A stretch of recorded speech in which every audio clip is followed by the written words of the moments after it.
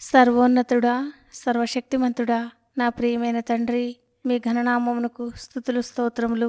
నాకు ఇచ్చిన సమయానికై వందనాలు చెల్లిస్తూ, మీ మార్గము శ్రమల మార్గమని బోధిస్తూ వస్తున్నందుకు స్తోత్రం చెల్లిస్తూ, ప్రభు అయిన యేసుక్రీస్తు నామములో స్తుతించి ప్రార్థించి వేడుచున్నాము తండ్రి, ఆమెన్. మార్చి 3, ఎడారిలో సెలయేర్లు అనుదిన ధ్యాన మాలిక. అప్పుడు అది అపవిత్రాత్మ కేక వేసి వానినెంతో విలవిలలాడించి వదిలిపోయెను. మార్కు సువార్త 9వ అధ్యాయం 26వ వచనం. దురాత్మ చివరిదాకా పోరాడకుండా ఎప్పుడూ తన స్థానాన్ని వదిలి వెళ్ళదు. మనం కూడా సరదాగా కాలక్షేపం చేయడం మూలాన ఎలాంటి ఆత్మీయమైన మేలును పొందలేము. కానీ యుద్ధరంగంలో నిలిచి పోరాడితేనే మనకు రావలసిన దాన్ని దక్కించుకోగలం. ఆత్మీయంగా కూడా ఇదే వర్తిస్తుంది.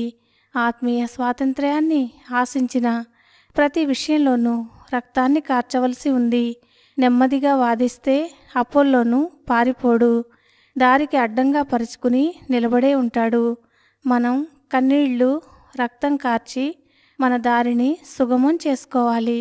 ఇది మనం గుర్తించుకోలేకపోతే మనకున్న ఇతర భారాలకి ఈ అజ్ఞాన భారాన్ని చేర్చుకున్న వాళ్ళమవుతాము.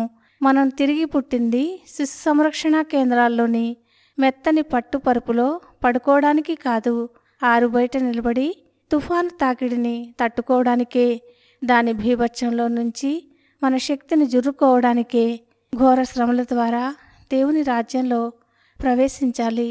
చెరసాల, ఖడ్గం, అగ్నిగుండం అన్నిటికీ ఎదురు నిలిచిన మన తండ్రుల విశ్వాసం.